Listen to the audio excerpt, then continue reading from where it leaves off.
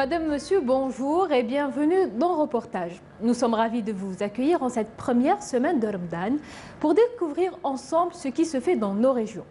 Au menu de cette semaine, la restauration de la mosquée de Sidi Ghanem à Mila. Nous verrons ensuite comment les commerçants se préparent à la généralisation du paiement électronique. Et enfin, nous visiterons le fameux marché aux épices de Marnia. Et on commence par le plus ancien lieu de culte musulman en Algérie, la mosquée de Sidi Ghanem dans la vieille ville de Mila. Bâtie en 678 par Abu Muhadir Dinar, émir d'Afrique du Nord, cette mosquée est la deuxième construite au Maghreb après la grande mosquée de Qayrawan. Aujourd'hui, le poids du temps pèse lourdement sur cette bâtisse. Heureusement que des travaux de restauration sont prévus, comme nous l'explique Saïda Mayouf. Au cœur de la vieille ville de Mila et dans l'enceinte du musée à ciel ouvert, un site archéologique inestimable, se trouve la mosquée Sidi Ghanem, bâtie selon les historiens sur ce qui fut une basilique byzantine. Elle fut construite par le concurrent arabo-musulman Abu Muhajir Dinar en 59 de l'ère hégire, équivalent de 679 de l'ère chrétienne, sur les décombres d'une basilique chrétienne de le fameux Saint Opta d'Emilio, le prêtre ou bien l'évêque de la basilique de Milève. L'aspect architectural de la mosquée Sidi Ghanem est semblable à celui de la mosquée Amawi à Damas ainsi que celui de Qayrawan, avec les matériaux de construction utilisés à l'époque. Une des particularités de ce lieu de culte est qu'il est inhabituellement orienté vers le sud et non vers le sud-est. Cet ancien lieu de culte aux colonnes reposant sur des plinthes carrées à la toiture en tuiles rouges a défié les aléas du temps et reste un témoin probant d'une civilisation antique. L'heure est à présent à la restauration. Cette borne millière indique qu'il y avait une voie faite par les Mileviens, mais il faut payer l'argent pour utiliser cette voie de longueur de 3 km. Sous l'autorité de l'empereur kaiserien Adrien Antonin, Augustus est le pieux, le père de la patrie. Donc, vecti galli rotari signifie que l'impôt sur le roulage, donc cette borne millière, elle était comme un guichet pour payer les frais de l'utilisation de cette voie milevienne. L'effort de l'État, il est plus que visible par les inscriptions d'opérations de restauration, de réhabilitation aussi. Donc, je disais, la mosquée Sidi Ghanem fait partie. Donc, elle a une opération inscrite d'un montant de 140 millions de dinars, dont l'étude elle est déjà attribuée. Et une fois terminée, donc, les travaux de réhabilitation et de restauration débuteront une fois toutes les conditions réunies. Cet endroit a fait l'objet des travaux d'urgence en 2012 pour surtout le confortement de l'édifice. La mosquée d'Abul Muhajir Dinar, construite à l'aube de l'islam et ceinte d'un impressionnant mur aux 14 tours de guet, est aujourd'hui un édifice phare de l'antique Milève, un patrimoine à préserver contre toutes sortes de dégradations. On reste dans la région de Mila pour parler d'un aliment très demandé durant le ramadan, le lait. La région de Mila est connue pour être un grand bassin laitier grâce notamment à un important cheptel de vaches à lait.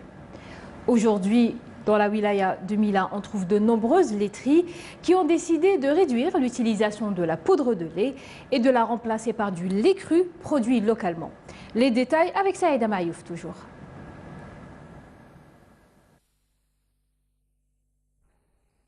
Force est de constater que la wilaya de Mila est l'un des bassins laitiers les plus importants de la région. L'élevage bovin y est légion et les laiteries ne sont pas en reste. La laiterie Amani de Oued-Segdine, opérationnelle depuis 2012, produit jusqu'à 35 000 litres de lait cru par jour. On a vu avec la banque pour nous fournir un tahaddi. Elle nous a accepté le crédit de tahaddi, nous a accepté un crédit de tahaddi en 2013, 2012.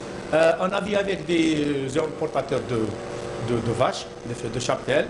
Il y en a une au niveau d'Oran. On a fait une relation avec M. Hachassa et on a arrivé de nous livrer 603 vaches. Avec 603 vaches, on a distribué ce cheptel au niveau de tous les éleveurs qui ont des terres. On a fait une unité de pressage de lait, de fromage. On fait la presse de fromage pour ne pas emporter de cheddar ou de la pâte pressée pour faire du fromage et tout. Avec 40 ouvriers, 250 éleveurs et 25 collecteurs, la laiterie Amani Investissement Privé s'est lancée récemment dans la diversification de ses produits et a opté ainsi pour les dérivés de lait. Les étapes de fabrication commencent par la maturation du lait pendant 1 heure de temps, par l'agent des ferments lactiques. Une fois le temps de maturation atteint, on ajoute la présure qui est l'agent coagulant des protéines.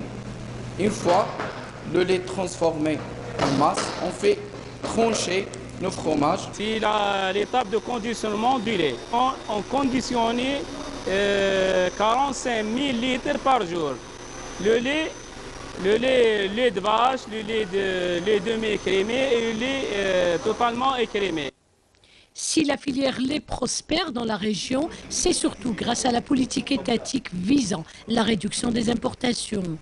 Grosse lait qui va c'est-à-dire commencer donc la production de lait avec plus de 300 vaches laitières importées récemment. Donc c'est à Manilé également.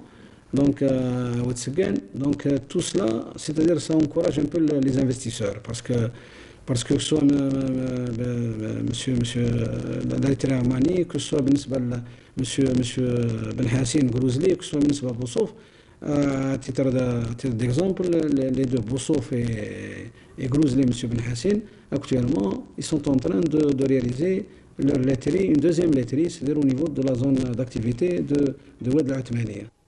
Le réseau de commercialisation au lait cru de cette unité couvrant les localités de Tlarma, Ain Mlila et Oued Seguine s'étend à présent jusqu'aux wilayas de Djidjel, Béjaïa et Larouat.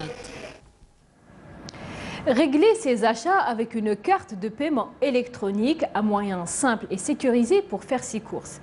Fini les problèmes d'appoint au moment de payer ou le risque de se faire voler son argent.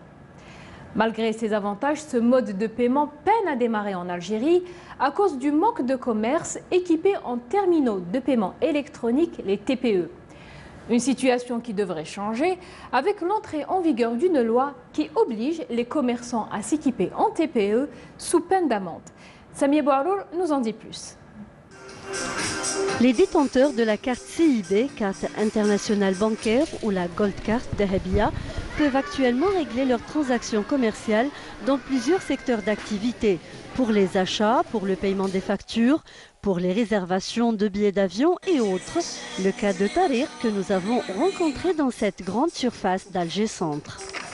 Bien sûr, ما في شيء بها بلا كارت. وعلاش اسكو عجبك لو سيستيم ولا لا؟ Bien sûr عجبني السيستم خير من ندي معايا ليكيد.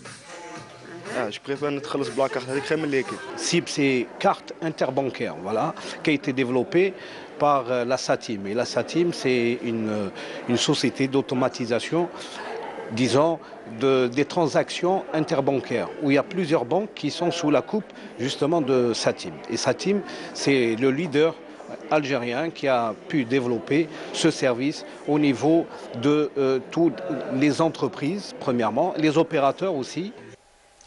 Les terminaux de paiement électronique TPE sont obligatoires pour tous les opérateurs économiques pour que le consommateur algérien puisse s'en servir. Certains commerçants ont déjà adopté ce système, d'autres attendent la livraison de leurs équipements. سمعنا بها على كل حال وحنا عندنا ديجا لاباراي بصح مازال ما بديناش نستعملوها. هما بطون ميم لي كليون كاين اللي ديمونديوها بزاف. بايمون باغ كارت ولات حاجه فاسيل تخدم بها ما حنا تساعدنا حاجه مليحه التكنولوجيا مليح التطور مليح كلش. Le manque de liquidité dans les bureaux de poste ou banque, une raison parmi d'autres qui pousse certains consommateurs à choisir ce modèle de paiement. C'est plus pratique. دونك بارفوا ما على باليش انا يكون سيستم حابس في البوسطه ما تكونش يكون الغاشي ما يكونش الشاك ما تسمى ترفديها في يدك. D'autres trouvent que l'Algérie a accusé un certain retard en matière de paiement électronique. بيان سور انا روطار، روحي شوفي لي كاش بومبا نقدر نقضي بها. هيا وريني كاش بومبا. حنا في الجزائر اللي راهي حاجه جديده عندنا، مي هي اون فيغيتي حاجه قديمه. Les pouvoirs publics donnent une année à l'ensemble des commerçants pour se munir d'un terminal électronique. Les contrevenants risquent une amende allant de 10 000 à 100 000 dinars. Ne rangez pas votre carte de paiement, je vous emmène au marché aux épices de Mernia, dans la wilaya de Tlemcen.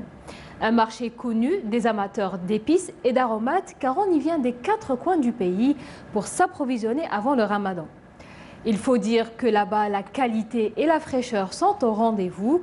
Les épices sont préparées et moulues sous les yeux du client, comme a pu le voir Naïm Aloualish. Si vous sentez un mélange d'odeurs de gingembre, de cumin ou n'importe quel arôme exotique, soyez sûr que vous êtes au cœur du grand marché aux épices de Marnia, près de Tlemcen.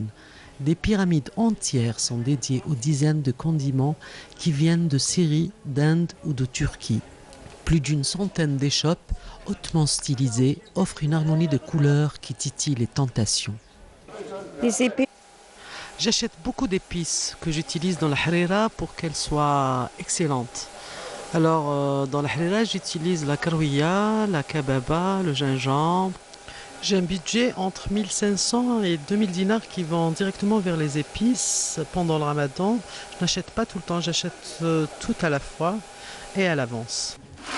Si le marché est aussi réputé, c'est d'abord pour la qualité de la matière première, du grain et des fruits qu'on moud sur place dans l'arrière-boutique de certains magasins qui ont leur propre moulin et qui sont sollicités par grands et petits revendeurs et même des particuliers. Nous travaillons avec